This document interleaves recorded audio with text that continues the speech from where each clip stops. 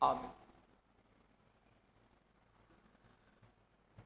Nah, kita tetap membuka Alkitab kita dari Markus pasal 10 ayat 1 sampai 12. Kita bersyukur kita bisa melanjutkan kembali studi kita dalam kitab Markus. Dan dengan pertolongan Tuhan, sesuai dengan kehendak Tuhan, hari ini kita sampai ke Markus pasal 10 ayat 1 sampai 12. Dan ini bercerita atau mengajarkan kepada kita tentang pernikahan dan perceraian, khususnya mengenai perceraian. Makanya tema kita di pagi hari ini adalah sebuah pertanyaan: bercerai dan menikah lagi? Bagi kita yang belum menikah, ada pelajaran yang penting. Sebelum kita menikah, kita harus tahu, apakah kalau aku sudah menikah nanti aku boleh bercerai dan kemudian menikah lagi atau tidak. Dan kepada kita yang sudah menikah tentu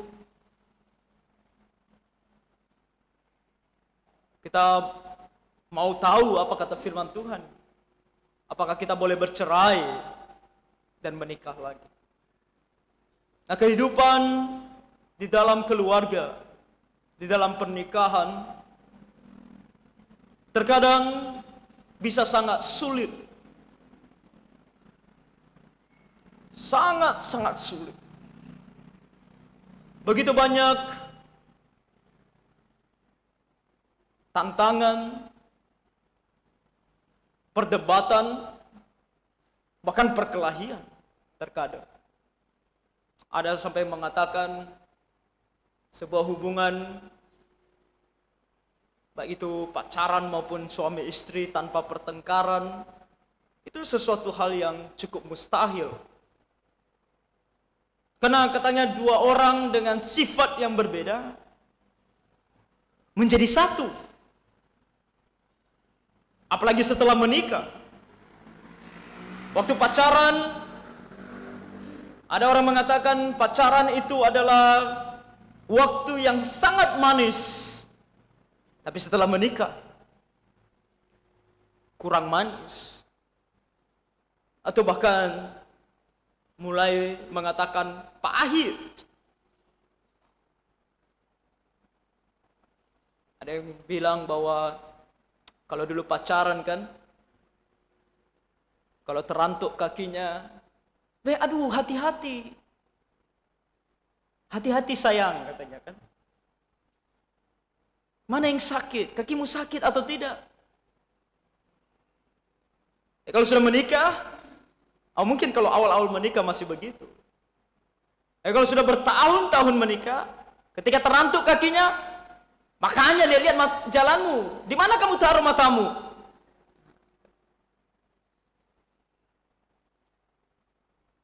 Ada sampai mengatakan bahwa cintanya sudah mulai luntur. Kita manusia yang memiliki banyak sekali kekurangan. Ketika menikah, terkadang disitulah kita baru tahu segala kekurangannya. Kita manusia lebih condong untuk melihat kekurangan kan daripada kelebihan. Kita jarang sekali memikirkan kelebihan orang. Tapi lebih sering kita melihat kelemahan-kelemahannya. Dulu waktu pacaran mungkin kita tidak tahu. Tapi setelah menikah baru kita sadar, aku nggak bisa tidur malam-malam. Kenapa? Ya suamiku ngoroknya, tetangga pun sebelah bisa bangun. Baru kita tahu, aduh, bagaimana? Banyak hal yang bisa membuat kita terkejut setelah kita menikah. Belum lagi masalah-masalah di dalam keluarga.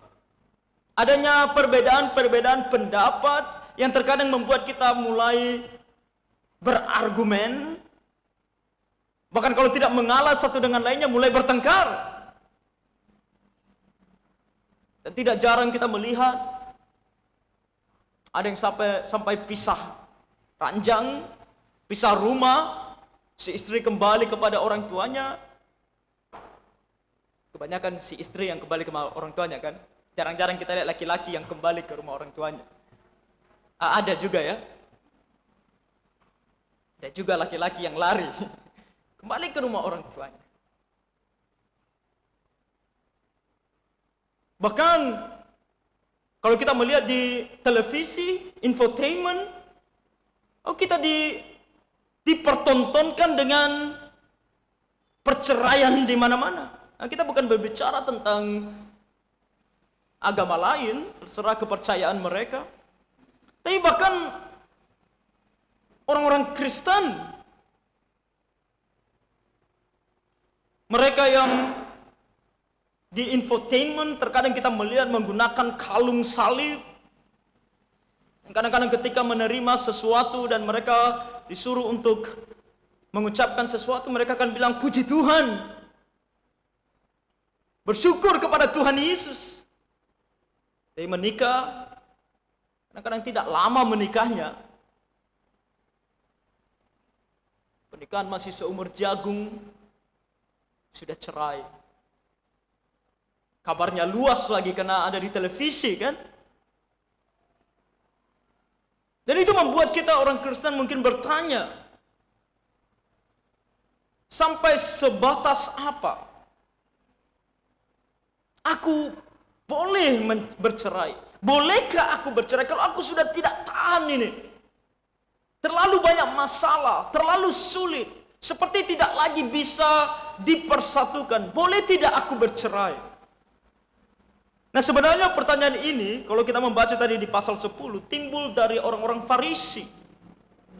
Kita kan di ayat yang pertama dan kedua, dari situ Yesus berangkat ke daerah, dari situ berarti dari Kapernaum, dari sebelah utara di Galilea. Dia berangkat dari sana, kemudian dia pergi ke daerah Yudea. Dan sebelum dia sampai ke daerah Yudea dan ke daerah seberang Sungai Yordan, berarti dia pergi ke sebelah timur, ke daerah yang ada Sungai Yordan. Kemungkinan besar dia menyeberang sampai ke daerah yang disebut sebagai daerah Perea. Dan di situ pun orang banyak datang mengerumuni dia. Jadi banyak orang datang berbondong-bondong. Dan seperti biasa apa yang dilakukan oleh Tuhan Yesus, seperti biasa ia mengajar mereka pula. Sebelum kita melihat tentang pertanyaan dan jawaban Tuhan Yesus mengenai perceraian, satu hal yang saya mau highlight di sini, perlu kita garis bawahi, bahwa yang biasa dilakukan oleh Tuhan Yesus adalah mengajar.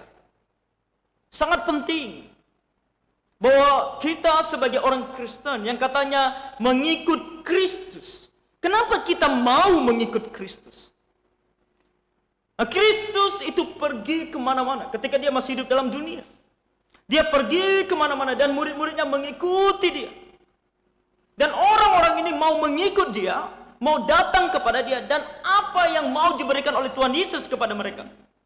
Yang paling utama dan yang terutama adalah firman Tuhan. Yang paling utama dan terutama yang mau dilakukan oleh Tuhan Yesus adalah mengajar firman Tuhan. Dia tidak keliling kemana-mana dengan tujuan untuk melakukan mujizat. Dia tidak keliling kemana-mana dengan tujuan untuk menyembuhkan. Tuhan Yesus keliling kemana-mana untuk mengajar. Ketika dia berbelas kasihan, ketika dia melihat ada yang sakit dan dia berbelas kasihan, dia sembuhkan. Dan karena dia Tuhan, dia bisa bebas melakukan semuanya kapan saja dia mau. Tapi yang paling utama yang mau dilakukan adalah mengajar. Dan kita sebagai orang Kristen, pengikut Kristus, kita harus tahu bahwa kalau kita mau mengikut Kristus, maka hal utama yang harus kita selalu pikirkan adalah aku mau mendengar dia mengajar. Aku mau mendengar pengajarannya. Karena Tuhan Yesus mau mengajar kita. Walaupun Tuhan Yesus tidak hidup lagi dalam dunia saat ini, dia tinggalkan kepada kita firman-Nya. Makanya kita harus selalu rindu untuk belajar firman Tuhan. Untuk ikut dalam persekutuan. Untuk ikut dalam kelas belajar Alkitab. Karena kita mau mendengar suara Tuhan. Kita mau belajar. Karena kita mau mengikut dia. Nah, ketika dia sedang mengajar mereka, di ayat kedua dikatakan, maka datanglah orang-orang Farisi. Dan kita kenal siapa ini orang-orang Farisi. orang-orang yang pada masa tersebut kadang-kadang disebut sebagai polisi rohani. Karena mereka ini adalah orang-orang yang katanya ketat dengan peraturan, tapi bukan peraturan Tuhan, peraturan manusia. Peraturan-peraturan manusia yang tidak sesuai dengan kebenaran firman Tuhan. Tradisi-tradisi orang Yahudi di luar Alkitab. Jadi mereka orang-orang yang tahu semua aturan-aturan ini dan akan pergi keliling kemana-mana dan memperhatikan siapa yang melanggar, dan termasuk Tuhan Yesus. Mereka pun mau menjadi polisi bagi Tuhan Yesus. Mereka mau perhatikan Tuhan Yesus ini melanggar atau tidak. Makanya kalau beberapa waktu yang lalu ketika kita belajar mengenai hari Sabat, ketika mereka melihat, oh murid-muridnya makan pada hari Sabat. Bukan makan tapi memetik gandum pada hari Sabat. Oh mereka seperti polisi kan langsung menangkap, menuduh. Dan aturannya kembali Tuhan Yesus katakan tidak sesuai dengan firman Tuhan. Dan di sini mereka mau bertanya, tapi bukan untuk tahu, bukan karena mereka mau ikut Tuhan, mereka mau tahu dan mereka mau taat kepada Tuhan Yesus, tetapi mereka tanya untuk menguji Dia. Dan untuk mencobai Yesus, mereka bertanya kepadanya. Nah, mereka akan bertanya tentang perceraian. Nah, di sini dikatakan, apakah seorang suami diperbolehkan menceraikan istrinya? Nah, kalau kita lihat sedikit di kitab sebelum kitab Markus, yaitu Matius, ada bagian paralel atau bagian yang sama di pasal 19. Matius pasal 19. Di sana dikatakan oleh Matius atau dicatat oleh Matius, pertanyaan orang Farisi di sana dikatakan di ayat ketiga, apakah diperbolehkan orang menceraikan istrinya dengan alasan apa saja? Jadi dari sini kita mengerti bahwa pertanyaan orang Farisi adalah ketika mereka bertanya apakah seorang suami diperbolehkan menceraikan istrinya, mereka juga menambahkan kata dengan alasan apa saja. Ini sangat penting. Karena pada masa tersebut bagi mereka menceraikan istri adalah sesuatu hal yang mudah. Dengan alasan apa saja. Saking jahatnya mereka bahkan bisa menceraikan istri mereka hanya gara-gara tidak bisa masak. Kalau mereka menikah dan kemudian istri mereka tidak bisa masak, mereka tidak suka, mereka ceraikan. Nikah lagi. Jadi boleh tidak dengan alasan apa saja. Dan mereka bertanya untuk mencobai Tuhan Yesus. Kenapa? Pertama, mereka mau lihat kalau Tuhan Yesus tidak sesuai nanti dengan hukum Taurat. Nanti Tuhan Yesus akan juga menyinggung tentang hukum Taurat, hukumnya Musa yang dituliskan oleh Musa. Oh, mereka akan menuduh bahwa Tuhan Yesus menentang ajaran Musa. Tapi kalau Tuhan Yesus kemudian mengatakan bahwa tidak boleh bercerai sama sekali, mereka juga bisa menuduh Tuhan Yesus dengan alasan-alasan tertentu bahwa dia sedang melawan hukumnya orang Romawi. Karena orang Romawi mengizinkan perceraian. Jadi yang mana satu yang akan dijawab oleh Tuhan Yesus? Ya, kembali, Tuhan Yesus adalah Allah. Dia tahu segala sesuatunya. Dia tahu isi hati mereka. Dan dia paling tahu bagaimana menjawab mereka dengan cara yang paling bijaksana. Dan dia berkata kepada mereka. Tetapi jawabnya kepada mereka di ayat ketiga. Apa perintah Musa kepada kamu? Tuhan Yesus tidak langsung menjawab. Boleh atau tidak boleh. Tapi dia membawa mereka kepada hukum Musa. Dan dia bertanya kepada mereka. Dia tidak mengutip langsung apa kata Musa. Tapi dia bertanya kepada mereka. Supaya mereka kembali mengingat-ingat apa sebenarnya kata Musa. Mengenai boleh atau tidak boleh bercerai. Di sini dijawab oleh mereka di ayat keempat. Musa memberi izin untuk menceraikannya. dengan membuat surat cerai. Wah. Musa mengizinkan. Jadi kalau Musa mengizinkan berarti boleh bercerai. Apakah demikian yang dimaksudkan oleh Musa? Ketika dia katakan boleh bercerai, dan kemudian diambil oleh orang Farisi dan mengatakan boleh bercerai dengan alasan apa saja.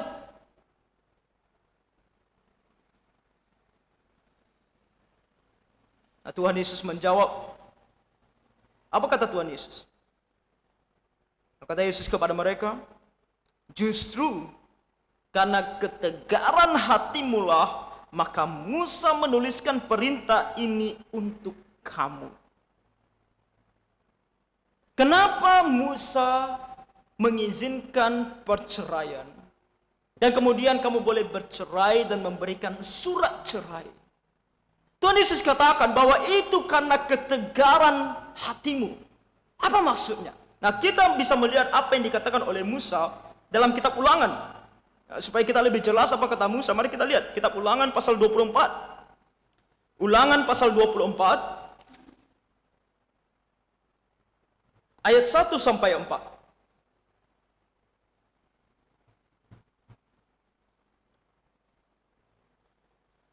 Ulangan pasal 24 ayat 1 sampai 4. Dikatakan di sini, apabila seseorang mengambil seorang perempuan, mengambil berarti menikahi seorang perempuan dan menjadi suaminya, dan jika kemudian ia tidak menyukai lagi perempuan itu, sebab didapatinya yang tidak senonoh padanya. Tolong garis bawahi kata tidak senonoh di sini. Karena kata ini bagi orang Yahudi yang jahat, mereka mengambil ini sebagai apa saja. Apa saja boleh. Aku tidak suka dengan dia. Aku tidak mau dia karena masakannya tidak enak. Dia tidak pandai berdandan atau apapun. Aku tidak mau dia lagi, aku ceraikan dia. Tapi di sini kata tidak senonoh harus diartikan sesuai dengan apa yang Tuhan maksud dengan tidak senonoh. Salah satu metode penafsiran yang benar adalah Alkitab menafsirkan Alkitab. Artinya, kalau kita mengambil makna sebuah kata atau kalimat di dalam sebuah ayat di dalam Alkitab, itu tidak boleh menentang ayat-ayat lainnya dalam firman Tuhan. Dan kalau boleh, menjelaskan atau berjalan bersamaan dengan seluruh ayat yang ada di dalam Alkitab. Nanti akan kita lihat bagaimana metode Tuhan Yesus untuk memberitahukan kepada mereka bahwa apa yang kalian katakan, bahwa hal yang tidak senonoh ini termasuk apa saja, itu tidak benar. Karena nanti dia akan bandingkan ayat-ayat ini dengan apa kata firman Tuhan di dalam ayat lain. Alkitab menafsirkan Alkitab. Alkitab dibandingkan dengan Alkitab. Jadi yang tidak senonoh di sini tidak termasuk hal-hal seperti yang mereka pikirkan. Yang dibicarakan oleh Tuhan Yesus, kalau kita membaca Matius pasal 19, kalau di dalam Markus hanya ada satu, kalau di dalam Matius pasal 19 ada dua, yaitu kematian dan perzinahan. Jadi yang tidak senonoh di sini harusnya tertuju kepada perzinahan. Oke, perzinahan, kita tahu, semua tahu apa itu perzinahan. Berarti dia sudah menikah, tapi dia kemudian melakukan hubungan badan dengan orang lain. Itu perzinahan. Jadi di sini dikatakan sebab didapatinya yang tidak senonoh padanya, mungkin dia berzina, lalu ia menulis surat cerai dan menyerahkannya ke tangan perempuan itu. Sesudah itu menyuruh dia pergi dari rumahnya. Oke, jadi ini adalah sebuah peraturan yang memberikan izin tetapi bukan mendorong. Oke? Bukan berarti di sini kalau pasangan kamu berzina, maka kamu harus menceraikan dia, bukan. Bukan begitu.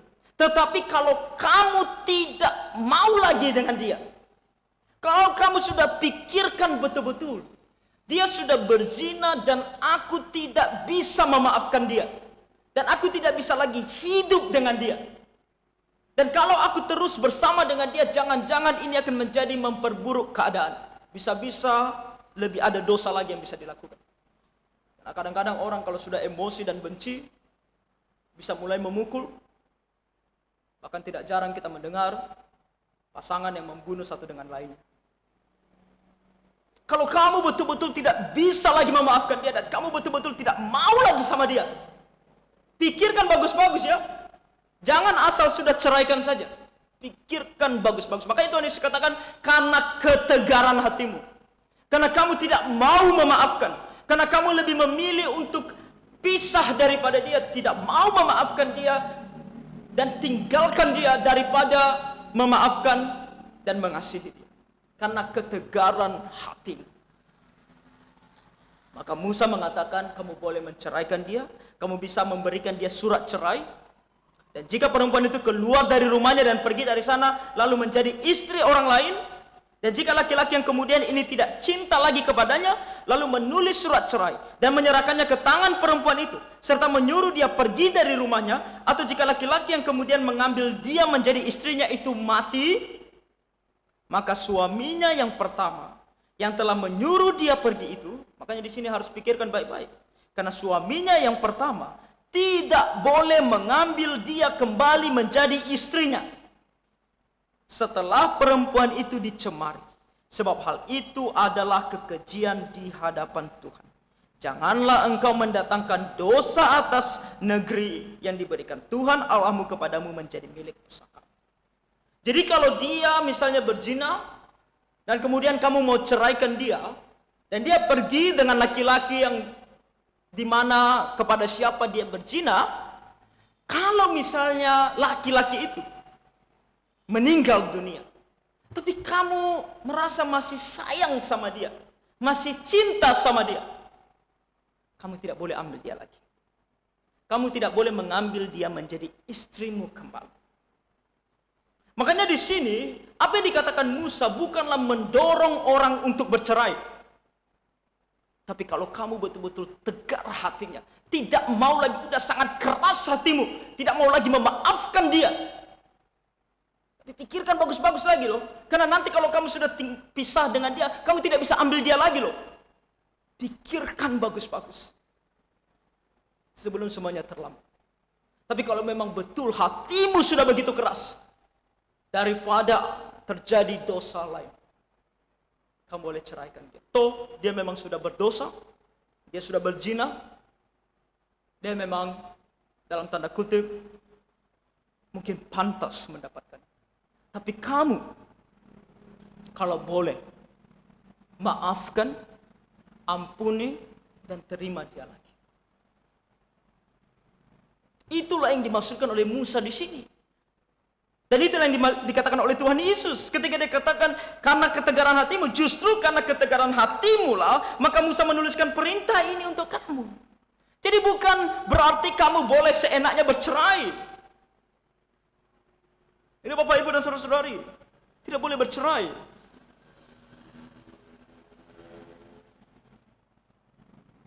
Kenapa?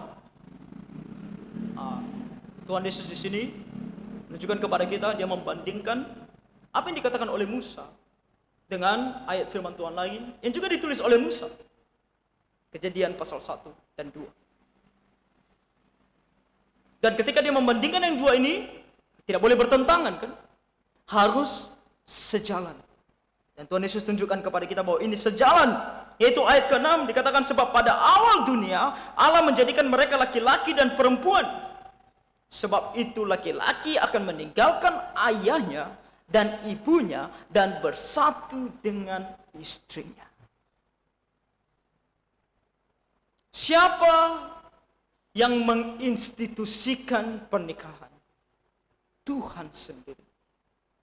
Ketika dia ciptakan manusia pertama yaitu Adam, dia melihat Adam bahwa dia membutuhkan seorang penolong. Dia menunjukkan kepada Adam bahwa kamu Adam tidak akan mendapatkan penolong yang sepadan dengan kamu di antara para binatang. Maka dia memberikan seluruh binatang untuk dinamai oleh Adam, dan Adam juga sadari, ya Tuhan, tidak ada yang sepadan dengan aku di antara para binatang. termasuk kera. Walaupun kelihatan kadang-kadang orang mau menyamakan kera dengan manusia. Teori evolusi mengatakan bahwa kita ini berasal dari kera. Tidak. Adam tahu bahwa kera binatang tidak sepadan dengan dia. Maka Tuhan kemudian menciptakan Hawa.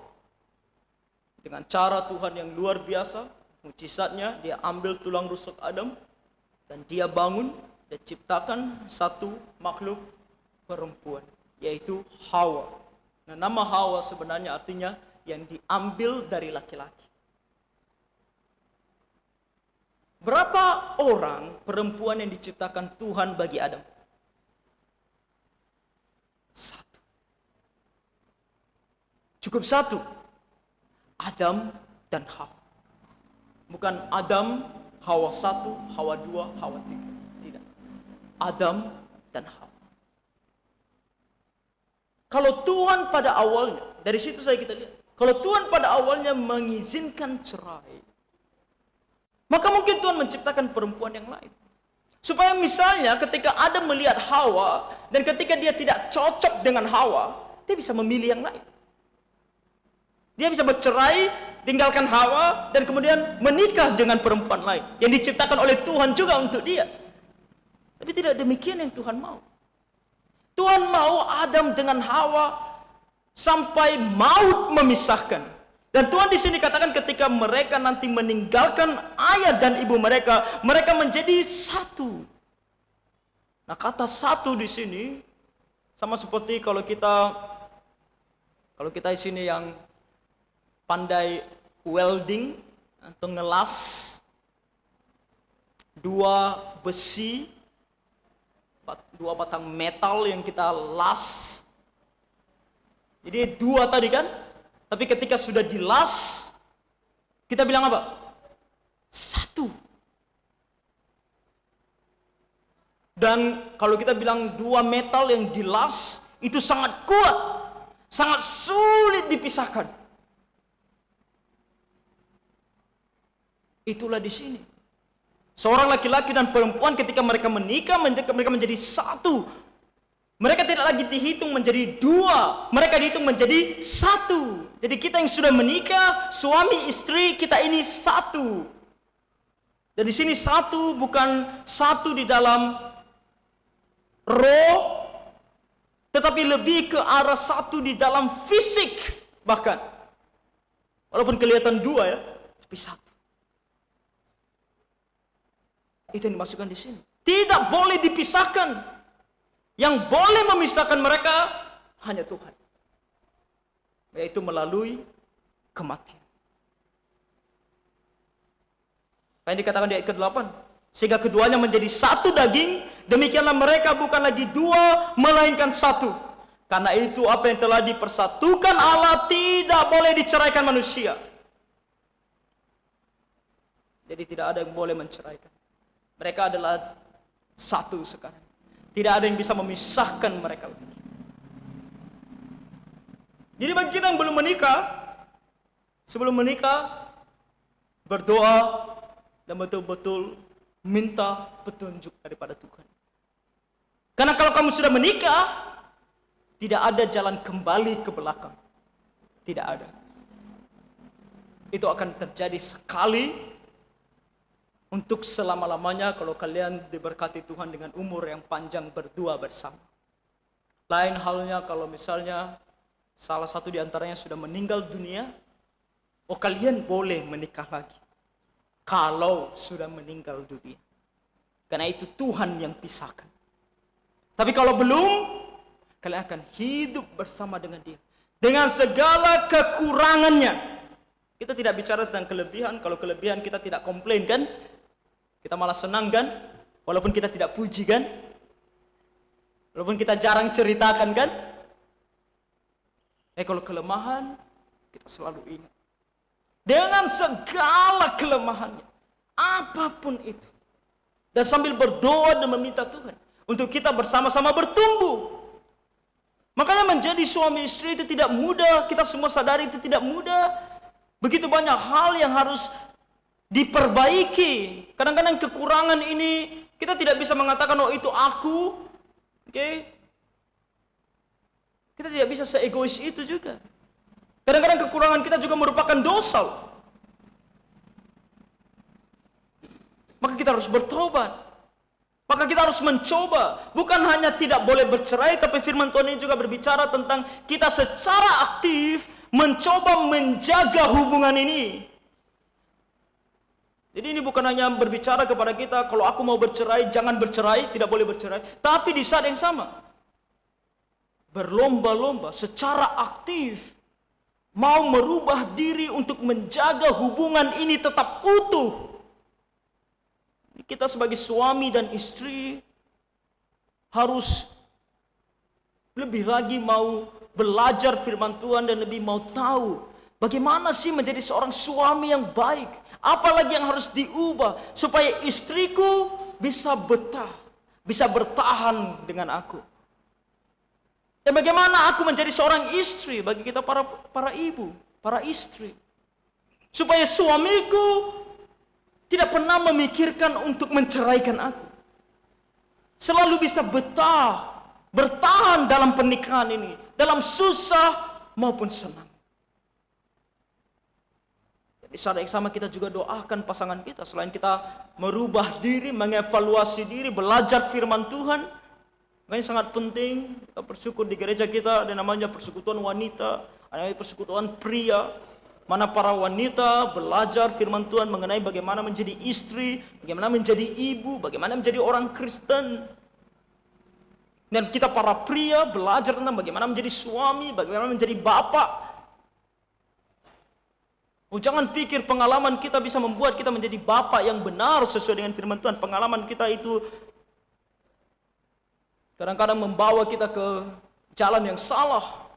Tapi firman Tuhan tidak akan membawa kita ke jalan yang salah. Firman Tuhan akan selalu membimbing kita ke jalan yang benar. Semakin kita belajar firman Tuhan, kita akan semakin tahu. Ketika keduanya, suami dan istri, berjalan sesuai dengan kebenaran firman Tuhan, maka akan tercipta keharmonisan di dalam rumah tangga. Banyak orang bertanya, apa sih tipsnya, kuncinya untuk selalu bisa harmonis dalam keluarga? Hanya ada satu kuncinya. Keduanya atau semuanya bagian dari keluarga itu harus bertumbuh dalam kebenaran firman Tuhan.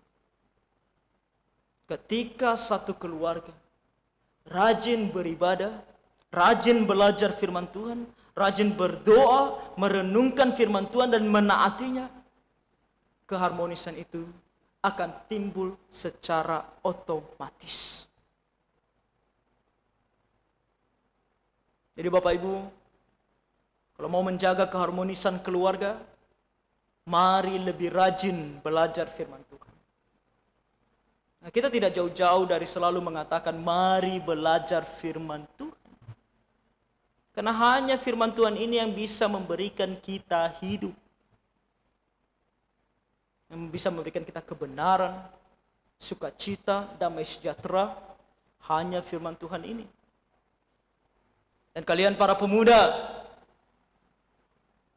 kalian pasti mau menikah kan? Belum ada saya dengar ada pemuda yang datang sama saya bilang, Pak, saya punya karunia untuk hidup sendiri. Belum ada. Jadi Bapak Ibu yang punya remaja dan pemuda belum ada yang bilang seperti itu. Berarti mereka mau menikah semua ini.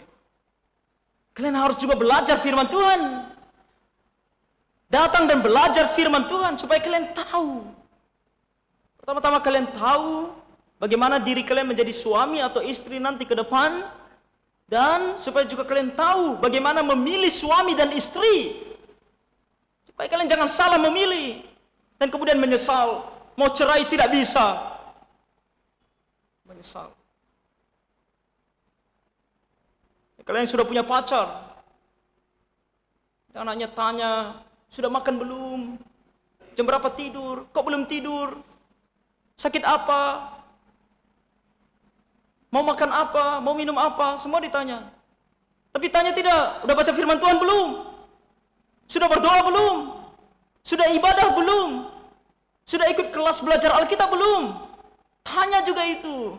Kalau boleh lebih tanya itu daripada yang lain. Karena kalau makan, dia lapar, dia pasti makan. Gak usah khawatir.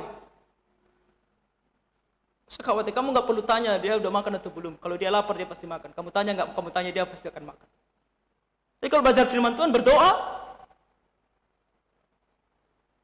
ayo lebih rindu untuk semuanya ini, karena hanya ini akan membawa kita kepada keharmonisan di dalam keluarga. Dan ini adalah aspek yang sangat penting, karena hampir seluruh masa dalam kehidupan kita, hampir seluruh waktu dalam hidup kita, lebih dari setengah kita habiskan bersama dengan pasangan kita. Ya kan? Kita menikah, kalau zaman sekarang mungkin 20-an. Kalau zaman dulu lebih lagi. 17 sudah menikah, 18 sudah menikah, belasan tahun. Anggap aja kita hidup 60 tahun. Kita menikah umur 20 contohnya. Ada 40 tahun loh. Kita hidup bersama dengan pasangan kita. Maka ini sangat penting untuk kita jaga sesuai dengan kebenaran firman Tuhan. Tidak boleh bercerai. Lalu murid-muridnya ketika sampai di rumah mereka juga mau memperjelas lagi. Kalau di hukum Musa, yang terlihat tadi hanya suami kan menceraikan istrinya. Bagaimana kalau kami melihat juga ada istri yang menceraikan suaminya? Bagaimana? Tuhan Yesus dengan jelas, padat dan singkat mengatakan ini. Lalu katanya kepada mereka di ayat 11 dan 12, barang siapa menceraikan istrinya lalu kawin dengan perempuan lain, ia hidup dalam perzinahan terhadap istrinya itu. Okay. Barang siapa suami yang meninggalkan istrinya dengan alasan apapun, kecuali yang dua tadi, kematian dan perzinahan. Itu pun kalau perzinahan tidak dianjurkan. Kalau boleh, maafkan. Ampuni. Jangan keraskan hatimu, lembutkan hatimu. Ampuni dia. Tuhan saja ampuni kita dengan segala dosa kita yang jauh-jauh lebih jelek dari itu. Maka kita juga harus belajar mengampuni. Okay? Jadi, tidak boleh. Kalau dia menceraikan istrinya, kecuali karena dua hal tadi, dan kemudian pergi dengan perempuan lain, dia berzina. Itu kata Tuhan. Dia sedang berzina dengan perempuan itu. Terhadap istrinya, karena istrinya di sini korban. Dia tinggalkan istrinya kan? Dia hidup dengan perempuan lain. Dia berzina terhadap istrinya, karena istrinya korban. Dan dia akan selamanya hidup dalam perzinahan. Kalau dia tidak bertobat dan meninggalkan perempuan itu. Itu hukum. Kalau perempuan yang tinggalkan suaminya, sini ayat 12. Dan jika si istri menceraikan suaminya dan kawin dengan laki-laki lain, ia pun berbuat zina. Hubungan itu dianggap Tuhan sebagai sebuah perzinahan dan dosa di mata Tuhan. Dan itu akan terjadi, menjadi demikian seumur hidup. Kecuali dia bertobat. Jalan satu-satunya adalah pertobatan dan meninggalkan pasangannya itu. Jadi, itu kata Tuhan. Jadi, boleh bercerai dan kemudian boleh menikah lagi? Jawabannya, tidak boleh. Tidak boleh. Mungkin kita bertanya, kenapa Markus tidak menyebutkan di sini mengenai boleh karena zina? Karena Matius sama Markus menulis hal yang sama untuk pendengar yang berbeda. Matius menuliskannya kepada orang Yahudi yang mengerti apa yang disebut dengan perzinahan dan segala macam hukum yang berbicara tentang perzinahan. Sementara Markus menuliskan kepada orang yang lebih setengah-setengah, Yahudi dan Yunani. Ya, orang Yunani tidak mengerti hukum Taurat, dan fokus utama Tuhan Yesus adalah tidak boleh bercerai. Jadi jangan sampai ada di pikiran orang Yunani yang tidak mengerti tentang hukum perzinahan. Mereka pikir, oh berarti boleh juga bercerai, tapi hanya kalau karena zina. Oke? Jadi seolah-olah mendorong mereka, kalau pasanganku kelihatan berzina, udahlah, kuceraikan saja. Tidak demikian. Tuhan mau fokus untuk mengatakan kepada kita, jangan bercerai. Tidak boleh bercerai dan menikah lagi. Jadi, Bapak Ibu dan saudara-saudari, kiranya firman Tuhan ini mendorong kita untuk lebih lagi mengasihi pasangan kita, mengasihi istri kita kalau kita suami, mengasihi suami kita kalau kita istri.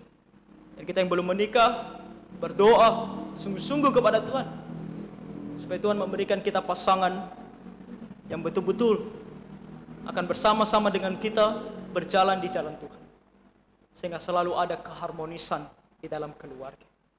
Jadi kiranya Tuhan menolong kita semua. Mari kita berdoa. Bapa Surgawi, tolong kami untuk mengerti kebenaran firman-Mu ini.